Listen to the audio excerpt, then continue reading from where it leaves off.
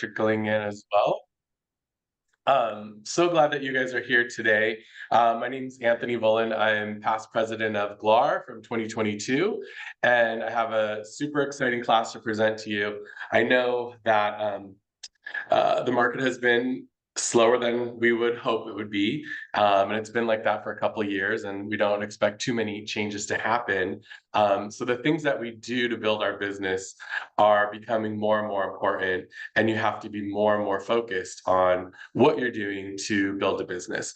So I've created this class because I study what NAR and CAR puts out every year as far as where do people find buyers and sellers? How do buyers and sellers find us as realtors? And the number one source is through relationships and our database. It's not through Zillow. It's not through any of the other sites that are out there. It's through connections that we have as realtors. So, of course, there's so many great ways to build our business, and we're always being inundated on all kinds of different ways to build our business. By spending a lot of money. And this class is really going to teach us how to spend as little money as possible and focus your energy on the right people in order to get referrals and to build a really stable business. And it's more important now than it ever has been.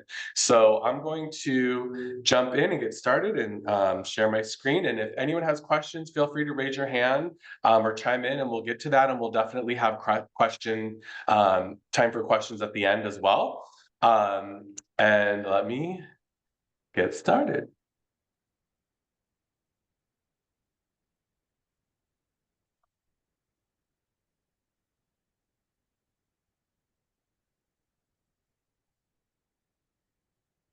All right.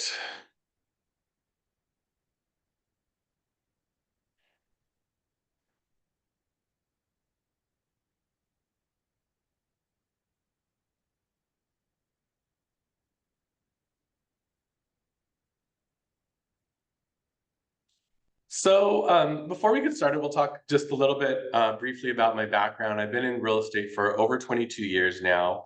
I was 2017 Realtor of the Year, which is kind of exciting through GLAR. And I'm the owner and broker of the Collective Realty. Additionally, I love coaching. I love working with agents. I love helping our community. And you'll frequently see me teaching classes for GLAR just as a way for me to give back to our realtor community. All of these experiences really have shaped the perspective that I have towards our market and our business. And yeah. Sorry, your whole desktop is showing. Oh, okay. Let me reset this one thing. You got all my notes, so you know I'm prepared.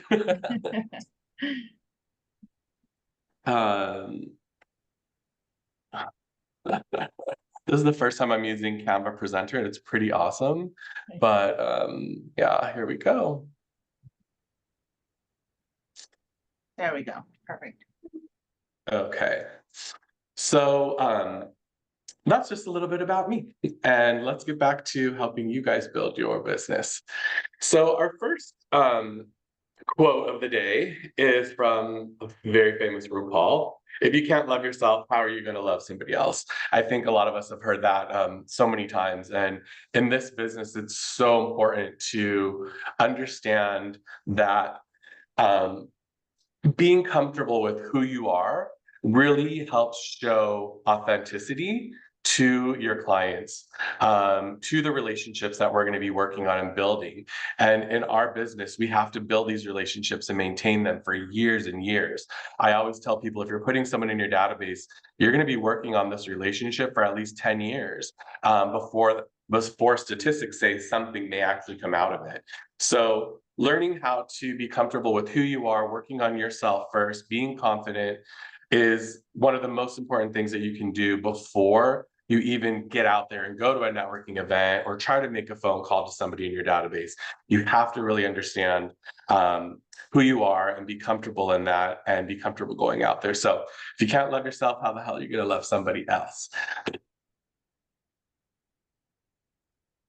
So our class is all about specific numbers and stats, and like I don't want to ever teach anything that's just theory and like what could possibly happen, but I really like to break down numbers to see what's realistic and what possibly could be happening in our market. So the number we're going to focus on for the number of people in your database is 300. It's a reasonable number, and we'll talk more about how to build that and so on. But with 300 people in your database, that is the basic start. In Los Angeles, 50% of our residents are homeowners and 50% are renters. It's pretty close to that across the country as well. Actually, throughout the country, it's a little bit more heavy homeowners than it is renters. So if that's the case, then we have 300 people in our database, 150 of them on average are going to be homeowners and 150 will be renters. Sorry, I didn't mean to spoil you on that next one, but the next stat is one that's really changed over the last couple of years. The average amount of time that someone has spent in their home has been about 7 to 8 years. And that's kind of the long running average. The last few years, every year it's grown by 1 or 2 years. And the last time I taught this class was like a year and a half ago. The latest numbers I heard were about 12. Well, huge change has happened in the last year or so. People are staying in their homes a lot longer than they used to. And I think we all know why. Probably the number one reason is everyone has such a really low interest rate where they're on an average of 3%, where it's hard for a lot of people to justify in figuring out how to move to another home when they have a 3% interest rate. So if you have a $600,000 one-bedroom condo and you want to move to the other side of town, we know that if you're losing a 3% interest rate and going into a 6 or 7% interest rate, your payments are going to be a lot higher, even though the price of home is exactly the same. So people are holding out and waiting as long as they can and upgrading their units and so on. We've seen that. But look at this. The average number, this is for LA, okay? The average number of years that people are spending in their homes in Los Angeles is 20 years. So that's a huge, huge jump.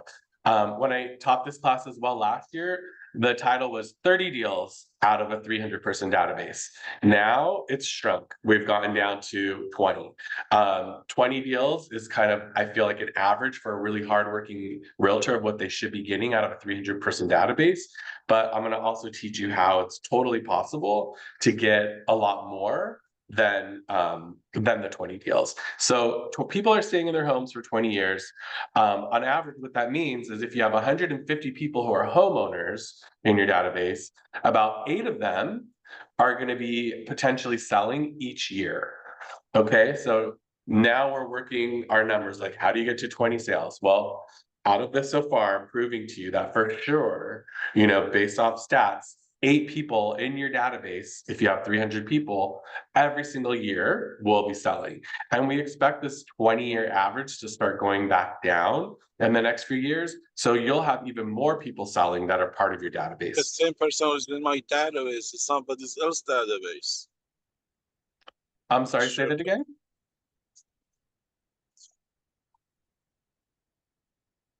Oh, okay. So I'm not sure what they were saying, but basically we're able to get 8 sales out of your database in this current market if you're building the strong relationships. So we're up to 8, but the class says 20. We want to get up to 20 deals. So we can all agree that basically 8 is possible. Also, statistically, every sale that you have, about half of those sales are going to purchase something else in an area that you service.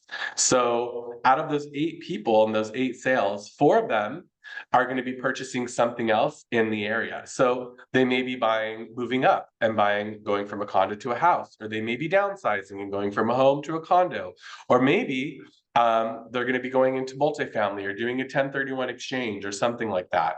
But half of the sales that you do on the listing side should be doing another deal. So that already brings us up to 12. That's not including any buyers that are potentially in your database. So let's talk about referrals. I've coached so many top teams, and we're lucky in our industry where there's so much research and so many books and so much so many people that are studying our industry to tell us what the truth is about it and how to build a business and what numbers you could really pull out of something. And what I've found consistently over the years is that the top people in their game are getting 3 times as many referrals from people in their database as actual deals. So, for example, we were just saying we could get 12 deals out of our database because 8 people will potentially sell, and four more deals because they're going to buy something else. Well, if that's the case, that means you're getting 12 deals from your 300 people. If you consider focusing on getting referrals from your database, that number should be 3 times as high. So if you're able to get 12 deals from your database, you should be able to get 36 referrals from your database. Okay, so that's like at the very high game. If you really have strong relationships with people in your database, you should be able to get up to 36 referrals from a 300-person database. So that doesn't sound too bad, right? It's about 10% of the people in your database should be giving you 1 referral a year. So I think a lot of us tend to focus on just talking to people in our database and saying, hey, are you thinking about buying or selling this year? Please let me know. I have time. I'd love to help you. But we forget to talk about asking for referrals. And you're missing out on a huge part of your business if you don't. So you can get 75% more business if you're just focusing on referrals rather than trying to get business out of the people who are in your database and asking if they're going to buy or sell. So referrals are extremely important. So if that's possible and you're doing that, you can see that it's very likely to get over 20 deals as an agent who has a good relationship with their database, but not even the best, from 300 people. So we all know too, and have heard that the best chance of getting any type of referral is from a current client. So out of those 12 deals that you're doing, those are really the opportunities to reach out to those clients and let them know, hey, thank you so much. I'm so glad we were able to get you $5,000 in your request for repair. I didn't expect we'd be able to get anything. I'm so happy. Just, keep me in mind. I'm sure you're going to be talking to friends about your transaction. And if there's anybody that you come across, let me know. I have time. I would love to work with anyone over the next year. It's a very competitive business, and I would appreciate any referrals. So directly asking for referrals with current deals that you're in should happen at least 3 or 4 times during that transaction. You have to let people know that you need a referral and you need help. So please, please, please, take that into consideration. So even if just, half of your deals gave you a referral, we're already up to 18. That includes no referrals from anyone else in your database. So we're already very close to 20. So I just wanted to start this class by proving to you, hopefully in numbers, that 20 is possible, because in this business, most realtors are not doing 20 deals a year. Very, very few. Honestly, the top 5% are doing 20 deals or more a year. You have to be in that top 5% in order to really even survive in LA if this is your full-time job. So let's keep it going. 8 out of 10 realtors are doing 2 deals a year or less. Half of the top 20% are doing less than 10. Just think about that. Half of the top 20% are doing less than 10 deals a year. You have to be in the top 10% really to have a business worth owning and to be able to survive and pay your bills in LA. So following the system is really going to help you get there. The average net commission for Los Angeles is about $15,000. That means, the money you take home after you pay your office, your transaction coordinator, your E&O insurance, all of that, it averages out to be about $15,000. So I think a lot of us, when we do our business plan, we think about a lot of the higher numbers and we don't always take into consideration all the costs that we have. And we say, oh, my average commission is $40,000. All I need to do is sell 10 deals a year and I'll reach my goal of 400,000. Well, that's not the average for most people. So really understand what your average commission that you're taking home is. And all of us will be different, right? Some of us are going to be less than 15, and some of us are definitely going to be more than 15,000. So I always like to stay on the conservative side and think about that. So if your average commission is 15,000, at 20 deals, you're at 300,000. That's a decent income. That's an income that could afford you to start getting into entry-level home ownership and building a life in Los Angeles. So without doing those 20 deals, it's, like I said, it's a difficult task. Also, a lot of studies show, and it totally works out with my numbers here, like thankfully, that each person in your database is worth about $1,000. So every time you meet someone that you want to stay in a relationship with for at least 10 years, they're worth $1,000 each year. So kind of on average. So if each person is worth $1,000 a year, you need to think about in your business plan, how much money should you be spending on these people in order for them to give you referrals.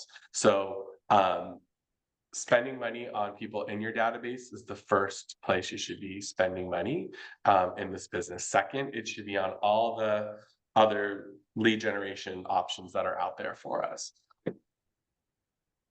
So starting and thinking about how many people are actually in your database at the moment. Is it more than 300? Is it less? I would say if you have more and you're not getting 20 deals, then that's something that you definitely need to think about how strong your relationships are with those people. Because if you're not getting 20 deals and you have a database of 300 or more, you might have too many people. So that was something that definitely was something I wasn't aware of when I was in real estate my first couple of years. I was like, the more people in my database, the better. And it's not really true. You want to have strong relationships in your database. The more strong relationships you have, the better. So my first year, I built my database up to 1,500. I went to every fair, every networking event, I collected cards, added them in, sent out newsletters. And I was like, oh my God, this is easy. I have so many people, but I wasn't getting that many deals. And that's what happens. Like, it's very, it takes a lot of effort and a lot of trust and likability for someone to actually say, hey, Anthony, my neighbor was talking to me and thinking that they might be selling their house. You should probably go talk to them. It's not going to happen by just sending out a newsletter once a month. There has to be more contact. There has to be a closer relationship. So I highly encourage you to focus on this number of 300 and think about what that really means for you and how you might need to adjust. So getting people into your database, again, it's going to be at least a 10-year relationship with each of them. Databases are always going to be in flux. You're always going to be adding people. You're always going to be removing people. It's something that always needs to be updated. It's not like I got to 300, great, now let me build my business. No, it's always going to be this living part of your business that's always changing. And how close you are to different people in your database is also always going to be changing. So that is just the life of a database. So where are you getting people to put into your database, or who's in your database now? Because if you need to have a long-term relationship with these people, you're going to have to like them and be interested in them to an extent. If you're not interested in them and like them, it's going to show. You're not going to be authentic with them. It's going to be hard to get them to like and trust you and to refer you deals. So being picky about who you put into your database is important. You don't just put people that every person you meet at an open house and that's on your open house list into your database. That's not the right way to do it. You don't just pull data from a farm and say, everyone who lives in this farm is part of my database. No, that's part of your farming database, but it's not part of your relationship database. So your relationship database has to be people you actually know, that you can call, that you can text, that you have a relationship with, that you can catch up with them on social media, that you can invite to an event, people that you are getting to know. So they can be people, I always tell people, first, just look through like all the texts that you've had in the last year. Who have you been talking to? Who are all the DMs that are happening in your social media accounts? Who are you following on social media? Who do you interact with? Who's commenting on your posts? Start going through all of that. And if those are people who are local to Los Angeles, put them in your database. Of course, we love to have people in our database that are from certain groups that we're in, so that we're able to see them over and over throughout the year. So I'm getting into a group like a specific charity or a chamber of commerce. You're going to see those people in that group many times throughout the year. So that's a great way to start thinking about putting people into your database so that you can build relationships with them easily. And like Nicole in Paris, Birisi gotta zaten have- var safari daha düştürmüş. you got to have that relationship. And it's not just about the numbers, it's truly about how good of a relationship it is. And in order to get these results that we're talking about and get them even higher, a question that you can ask for each person in your database is, if this person is throwing some type of an event or birthday party or something, would they invite me to that event? If they wouldn't, and you don't think that there's any chance they would ever invite you to something, then there's room to grow in that relationship. That's where you want to get. You want to have at least half of the people that are in your database as an A-level relationship. That means that they'll invite you to an event. And then you want to have about 25% as a B, who's like, maybe they would, maybe they wouldn't, but I'm working on getting there. And then the next 25% as a C, like, I know these people, we like each other, but our relationship has not been as strong lately. I need to work on bringing them up to that B level. So the relationships are always moving around. And I recommend as well that you label people in your database as an A, B, or a C. And any database system allows you to tag people. So you should be able to kind of see how many people do you have out of those 300 that are A's, how many are B's, how many are C's, and then track that every 3 months. Look through and relabel them. Have they moved down to a B? Have they moved up to an A? Where are they at? But the goal is to get to a point where you feel comfortable that if they're having a party or event, they're going to invite you to that. So here's a question to think about. When NAR and CAR does studies on why Mr. Buyer, Mrs. Seller, are you choosing your realtor? They ask them, are you, and what are those top results? And they're asking them, why are you choosing your realtor? Is it because you trust them? Is it someone that you trust? Is it somebody that you like? Is it another reason? Why are you choosing the realtor that you choose? And this result, I think, is always very surprising to people. It was definitely surprising to me because I thought at first the answer would be totally different when I was in the business. I was like, I'm a young agent. It's all about trust. They have to trust me. If they don't trust you, why would they ever use you? Well, that's true. But when we look at the stats, 85% of buyers and sellers that work with an agent do that because of the relationship that they have with you, or because of a referral that they got through a personal relationship that they have. So 85% of the time, people are working with you and using you only because they like you, they feel comfortable with you. You are that face, you are the brand. It's not your company, it's not anything else, it's you. They have to decide that you are a person that they like and that they feel comfortable working with. 15% focus on choosing people that they trust. They focused on people that they are top of their game, that they're the top agent in the area, that they have the most amount of listings in the area, that they get the most amount of marketing materials from them in the area. there are people out there, 15%, who will choose an agent just because they feel like that agent is the top. They dominate this area, I'm going to use them. But 85% of people are not choosing people like that. So if that's the case, it really helps to validate everything we've been talking about as far as having that strong relationship with people who are in your database. You have to have that strong relationship with people who are in your database in order to get the most amount out of it. It's not proving to people it's the best. It's proving to people that you care about them and that you want to help them build wealth. So as we start building our database, and we all have different styles, like I've managed so many different offices in LA, big, really big offices, and I've that some companies that have their own CRM systems, and I've been able to kind of look in the back end and see who's using what. And what I found overall is the more like robust and complicated the CRM is, the less agents use it.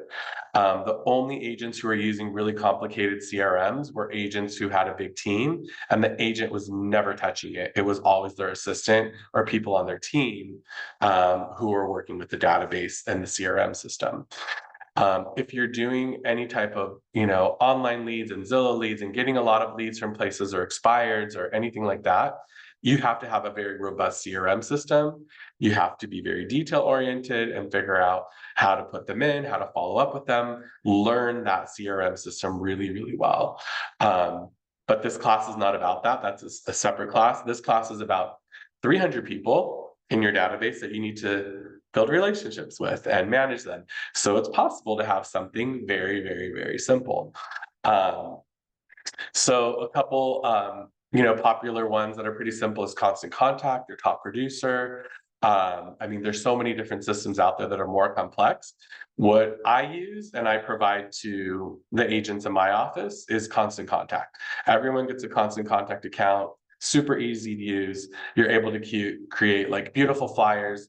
You're able to have their name, phone number, address, email, create tags, lists, and most importantly, create notes. So you want to have a note section on every person in your database, because as we're building a lot of relationships, you want to remember things from the past. What conversations did you have in the past? That will help you bring those up in the future to really let your relationships know that, hey, I do care about you. I do remember that last summer you went on a trip to Italy. Are you going on another trip to Italy this year? What are you doing? It just makes it a little bit more comfortable of a conversation to have when you have certain facts and details to talk about that are specific to that person in your database. And I know a lot of us say, oh, we have great memories. I remember all these different things about my clients, but as your database grows, you will lose some of that information. As you get older, you will lose some of that information. So write it down, put it in the notes section. If you have a database management system, it must have a section for notes. Super, super important. So let's see. And then you're able to send out, like, on the right, this is like one class I have that I did just particularly for my office. You can create simple things and simple messages to go out that look nice, that are not just text-based, like some of the systems allow you to do. So we have our 300 people in our database now, or so on. The first way to segment your database should be into three. Honestly, I've been in the business for 22 years. The amount of lists that I have now is probably over 20. And some people do overlap, but the good thing is that our systems allow you, if you say, I want to add somebody from the West Hollywood Chamber and somebody from the Beverly Hills Chamber into an email, if their email address is in both of those chambers, they would only send one email out. They won't send two. So you can put people into multiple categories, which is important. And a lot of my people are, crossed. So starting with 3 categories is what I recommend. Number 1 is demographic. So that means people who you're able to see in a certain group, or are part of a certain group that you could send messaging to, that are part of some demographic group. So One group that I have are people that are LGBTQ. I have a group for that. So I can send out specific messaging to that. If I have certain events that are themed for them, I will send it out to them. I have a way to just target those people. So that could be something to think about. If you have, you're on the board of a chamber, then you're going to really get to know a lot of people in that chamber and people on your board. And that's a demographic group that you can target your messaging to those people who are part of that chamber. So maybe it's West Hollywood Chamber, Beverly Hills. You can start sending restaurant openings and Beverly Hills properties and things that are just specific to that particular chamber, part of a church, a dog group, a hiking group, anything like that, right? As far as the demographic group, you definitely want to think of what is one way I can build my database through a certain type of group, or it could be a couple groups. Don't go too crazy and do 5, 6, 7. Start with 1 or 2 demographic groups and really focus on that until you get to 300 in those strong relationships, and then you can build it from there. Next one is geographic. So kind of like I was mentioning for demographic, I guess with the chambers, those could be more geographic as well. So I have one list that's just West Hollywood. Anyone that I ever meet that lives in West Hollywood, they have a tag and they're part of a list of everyone who lives in West Hollywood. So that's a geographic area. I recommend, creating some type of geographic area of probably where you live, because you're going to be able to see these people frequently.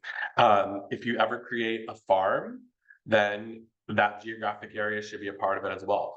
It makes our life a lot easier when we're able to dominate a certain neighborhood, not a city, but just a small neighborhood or part of a neighborhood, in order to grow our business. If you do have a geographic farm, if you're ever able to get 10% of the deals in that farm, that's considered dominating it. That's considered doing really, really well. So geographic is a second area. The third is general. So honestly, it's just kind of like a catch-all for anyone else that's in your database that you've met. You connected with someone at an open house really well, and you're putting them in there. So we talked about open houses for a minute and said that don't put everyone in your database from an open house, but you can put in a couple if you really do connect.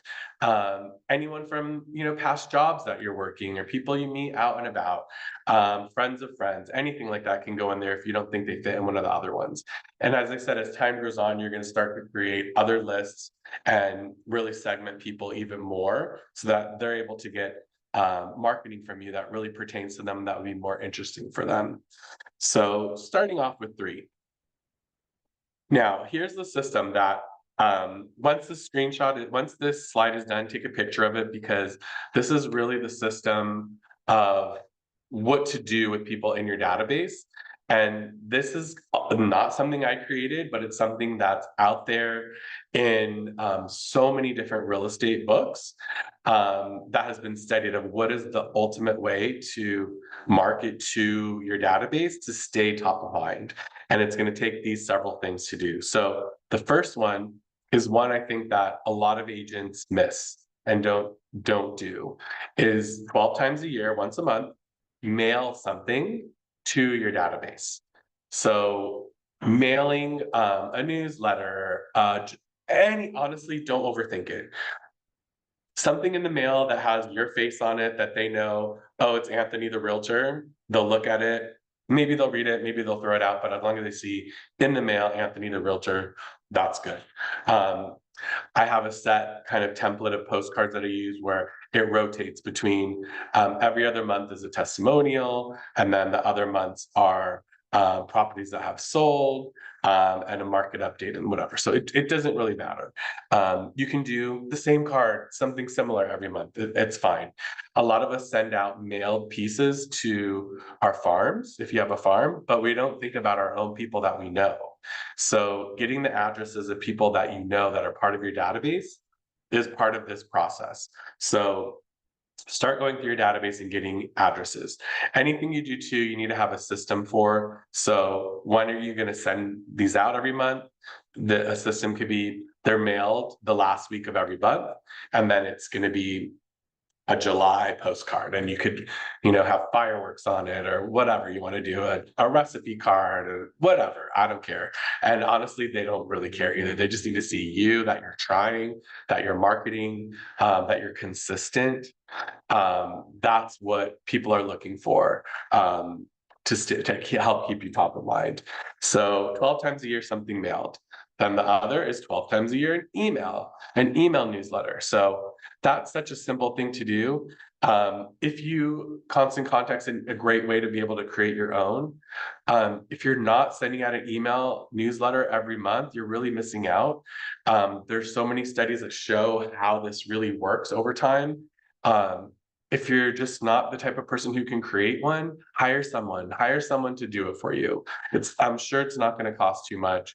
There's also so many programs out there where there are email newsletters that are created. I know certain title reps have newsletters and things that you could send out. Lenders have different things that you can send out every month. I like to have it customized to a market update and info about properties that are for sale in our office, and maybe something personal. And that's pretty much it. But if you're not doing it, hire someone to do it and just get it out once a month. So what's your system for that? It should be emailed out, what day works for you, on the 15th of every month. So that may be the beginning of the month, they're getting something in the mail. In the middle of the month, they're getting something in an email. A good open rate for emails is like 22%. So if you're getting anything over that, you're doing a good job. If it's not being opened, it doesn't mean that they didn't see your name in the subject line. They might have and just deleted it, but at least they're still seeing your subject line. Another thing too, why we don't want to send out too many emails to too many people and too often, is the more people who don't open your email, the lower your open rate is going to be in the future, because more of the emails you send are going to be marked as not as legitimate emails and will go to spam or to promo folder. So you don't want to send an email out every week to your database. You want to do it about once a month.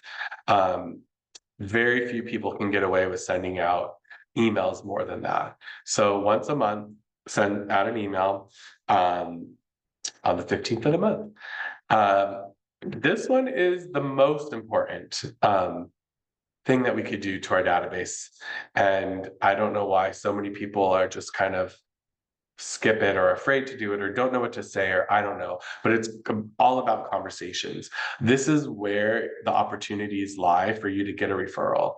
Unless you're having conversations with people, the chance of getting a referral from them is very low, because they may have it on like the back of their mind and saying, yeah, I know my neighbor is selling, but they may not take that extra step to call you and say, hey, by the way, call my neighbor. But if you happen to have a conversation with them and it's just in the back of their mind that, oh, my neighbor happened to be saying they're selling, it's more likely that it'll come up at that moment because they're already connecting with you, or maybe they'll just be reminded of it because they're connecting with you.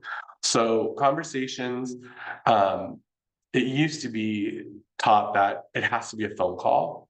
Phone calls are great, and eventually we want to get to live conversations. But text conversations, DM conversations are okay, as long as you're going back and forth and having a conversation with someone. And then eventually, hopefully that'll work its way to a phone call, or to meeting in person, or to catching up at an event or something else like that. So 4 times a year, everyone in your database should have a conversation with you. So that means, how are you going to do that? What's the system to do that? You can set it up in a CRM and they can tell you. So, the day you input someone in your database, they'll tell you every 3 months from them, you're going to get a reminder to call them. That's great. For me, I have a system where I don't need any computer telling me what to do. I know that I'm going to call 2 letters of the alphabet every month. So anyone in my database whose last name starts with A and B, they're getting some type of conversation with me. They're getting a text, they're going to get a DM, some type of conversation starter, and having that conversation with them that week. And then the next week, anyone whose last name starts with C and D. If you're going on vacation, then you might have to double up for a week. It takes about an hour and a half for a 300-person database per day to kind of stay on top of that at a high level. So it doesn't take a whole lot of time, but it does take a chunk that you should do.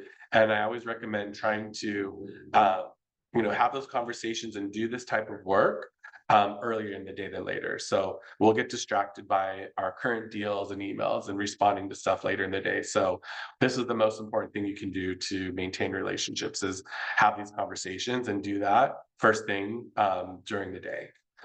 Okay. Let's get to the next one. The next one is like handwritten notes. So when you have that conversation with someone, have a little note card that you can write and say, hey, it was great talking to you. I hope you have a great summer.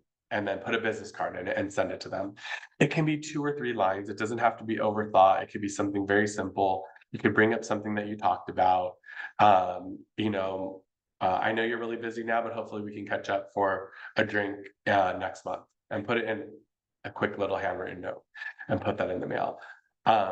Once you start doing that, especially when you first start and it's like the first or second note that someone gets, they'll probably pick up the phone or text you and call you and say, hey, thank you for that note. And then that's another bonus call that you're getting from some of these people. So personal notes, old school, it works. It makes you stand out. And then last is just something personal every year. If you can do a birthday card, that's number one. I'm not that organized yet after all these years to do birthday cards, but I'll do a New Year's card, and I'll have a photo card that just kind of shows things from the year. Just wish everybody a happy new year. I think sometimes like December holiday cards, too many people send it out and it might get lost in the pile of so many people's cards. So I tend to just do in January and do that. You can do Thanksgiving card, whatever you want, but something without any branding, nothing real estate related, no business card attached, just something that is from you to them once a year. That is the system. So take a picture of that. And that's going to be your goal, is trying to get this done. Okay, so as you're doing those tasks, the goal is really to focus on trying to get 1 lead every week.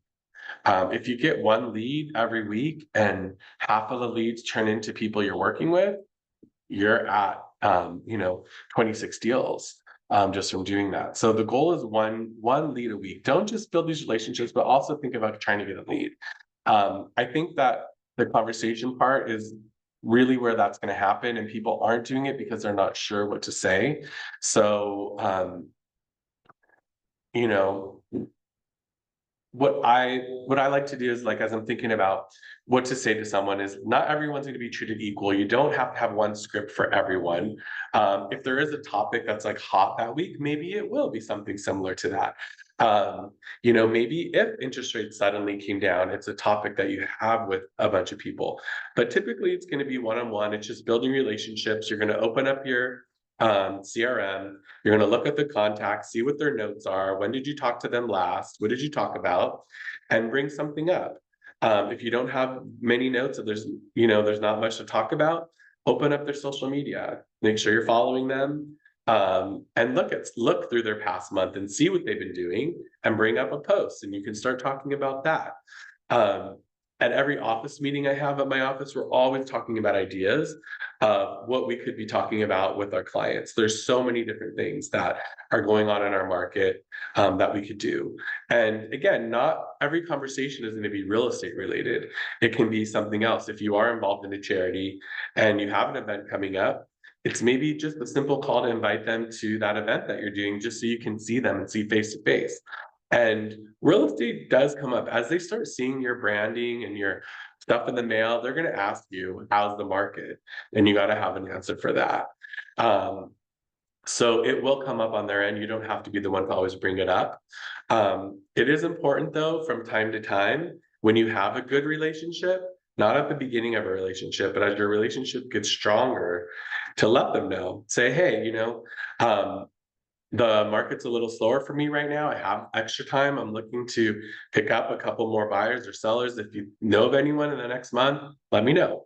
Let them know that you have time and you're looking for that lead. So you can be intentional with some people at certain times, but it's not something that I think needs to be done every call, because some people in our relationship, all that needs to happen is for you to just continue to strengthen that relationship during that meeting or that call, not real estate yet. Again, they have to like you and have that as be the number one thing before they start trusting you. So build that relationship as strong as you can. In our database as well, we're going to have certain people who are bigger influencers as far as giving you referrals. And those are people that you want to treat a little different and take out to lunch or to dinner or to spend a little bit more time with them.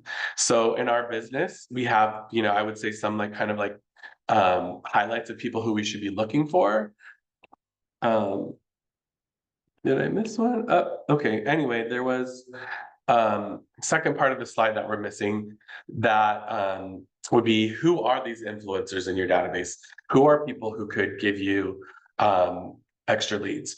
And business managers. So that's how my business got started, was from one business manager who referred me to another business manager. And they started referring me some of their clients in the entertainment business. And that really helped to launch my career. Family law attorneys, state planning attorneys, CPAs, those are all great people who are in a position to help your business. But then think of other people too, who just know a lot of people and know everything about a lot of people, like your hairstylist. They're sitting down for an hour every month with that same person having a conversation. They're starting to get to know a lot of people at a high level. So if there's people in your database like that, those are people as well that you want to start building extra strong relationships with, and letting them know that, hey, you're in a position to be able to help their clients, and you have time to do that, and you would love referrals. So who are those people who are influencers? Tag them as something a little special to make sure you're, following them extra closely on social media, and you're able to actually see them face to face. I would say once a month would really be great. As you're talking to people, I always like to remind people about Ford. It's just a little trick on, what do you say to somebody who you're at a networking event with, and you're like, what do I talk about? Or I'm on the phone now. What question do I ask next? You're just like, I don't know. Like, honestly, for me, I'm not a people person to the level where it's like, it's easy for me to just go up to someone and talk to them and ask questions. I have to kind of make an effort and think about what I'm going to do and what I'm going to say. And it takes a lot of energy to do that. But when I'm just like, okay, whatever, I don't know what I'm going to say to this person, I have no idea. I just tap them on the shoulder. Hey, how are you? What do you want to talk about? So the things that you should start conversations with are these items forward. Talk about their family, ask them about their family, their occupation, what do they like to do for fun, what are their dreams, or some people say dream house, anything like that is are things that have been proven that people like to talk about. And if you can get people to talk about things that they like to talk about, they're going to like you. So asking about these things, family, occupation, recreation, and dreams, getting them to talk most of the conversation in topics that they're comfortable with will help them to like you. You don't have to say that much. You just need to ask questions and try to care about what they're saying and show that you're interested in that. If you're going out on a coffee date with someone, or a lunch or anything like that, and some type of business meeting, and you're just trying to connect with them more, make sure that 90% of the conversation is all about Ford and about them, and then 10% is business. So bring the business side out towards the end of the meeting. Most of the meeting should just be about building relationship, and then just a little bit about business. Don't make it all about real estate or business. It's not comfortable for anyone to be in that situation, and it doesn't make you likable. It just makes you a salesperson that someone is like, not interested. Oh, well, sorry, I guess the slide got pushed around. We went over that. It takes time, right, to build relationships. So don't give up, stay focused on it. It's not going to happen in 1 or 2 months. I think all of us have a lot of work to do on our databases to tighten them up, to go through labeling them as A, B, and C, and really finding out where are they, what work do you need to do to bring your Bs up to As or your Cs up to Bs. Start dividing people in your database into different demographic groups and start tailoring your messaging to those different groups. It's definitely going to take time. A couple great books that I recommend are The Compound Effect or Tipping Point. And I think, we're in a great market where it's not so busy where we're just running around with 1 million people all the time. I think for most of us, maybe some of us are, but a lot of us have a little bit of extra time right now to focus on generating future business. And that means generating stronger relationships with people that we have in our database. So it's really, really a great opportunity to work on that. And I know for me, the last 2 years have been slow markets. It was a big change, right, for all of us.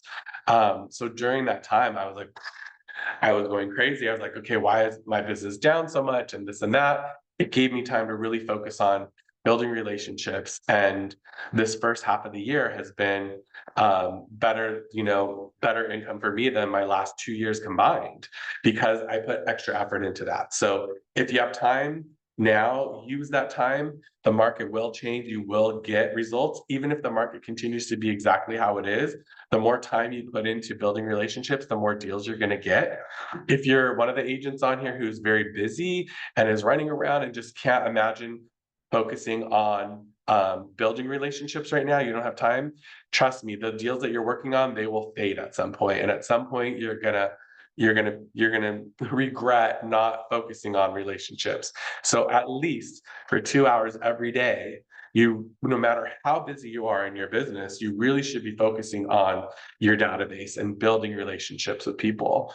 And then dealing with your deals and your clients and your buyers and your listings and putting all that stuff together, that we love to do. So don't neglect trying to keep building relationships, even though you're busy. And if you're not busy, you have no excuse.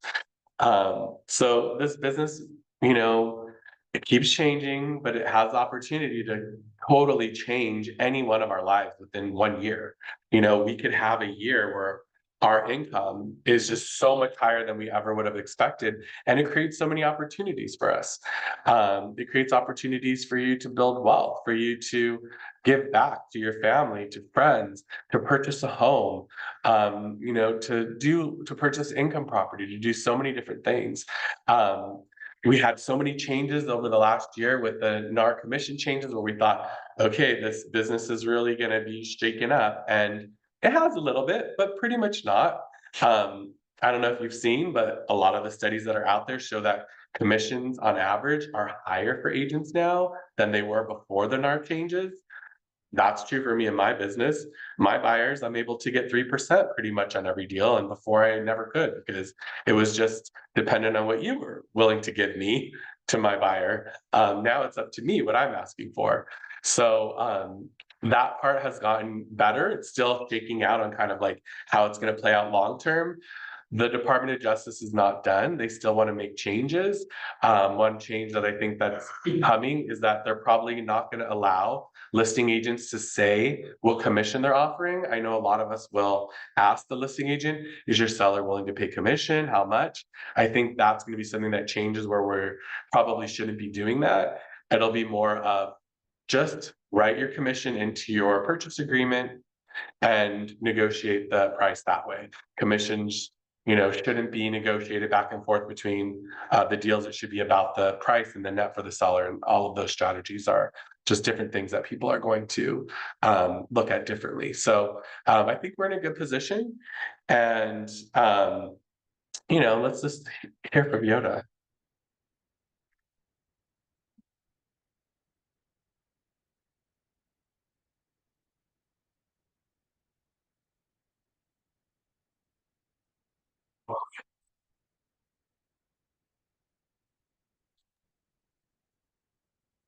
No sound, Anthony. Uh-oh. No sound? Oh, Okay, something, I don't know. I had music at the beginning and it didn't go through, so I'm sorry, but it was Yoda, and I think hopefully you guys all recognize the scene. But basically, it's Yoda saying you need to unlearn everything that you have learned in the past.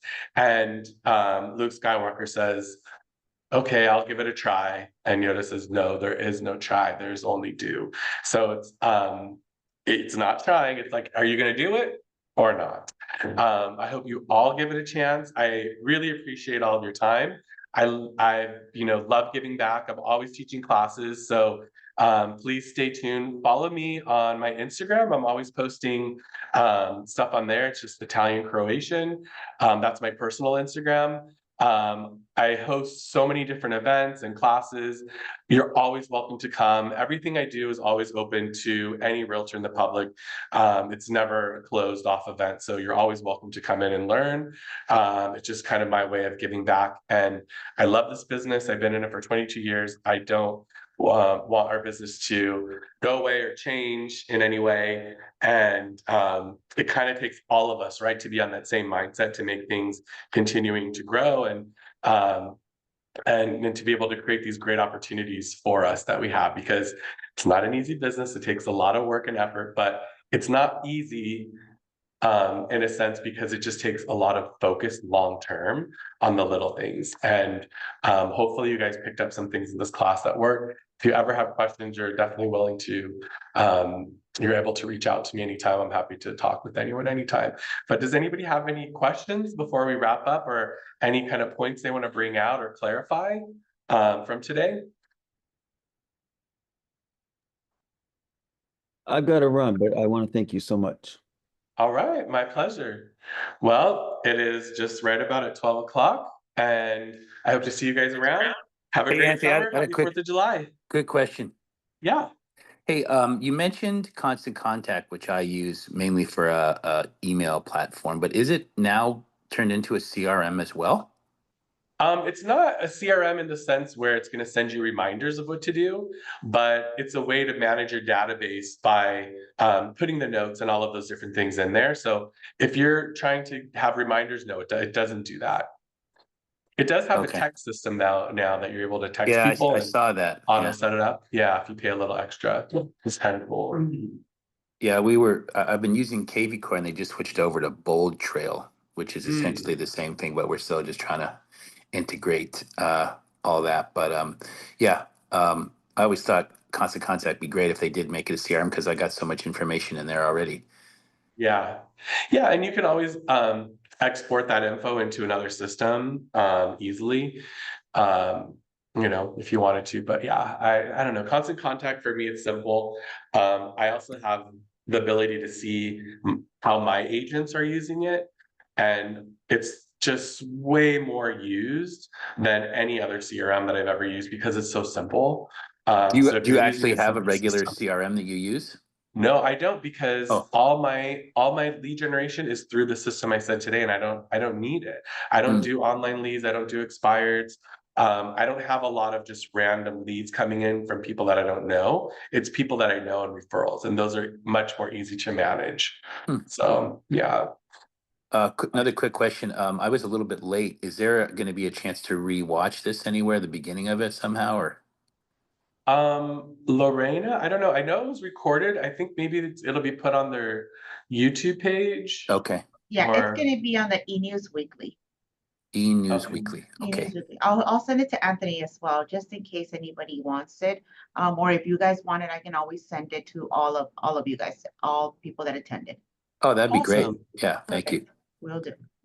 Yeah, that'd be great. Yeah, I would love to. I'll post it on our YouTube page too, just to put it out there. So that'd be great. Yeah, because it does take kind of like, it's a lot of info, right? So if you watch it again and you pause it and you take notes and let it sink in, then it's more likely that you're going to actually do some of the things that we've talked about. So Yeah, for sure. No, you were great. Thank you so much. thank you. Anyone else? All right. Well, have a great week, everybody.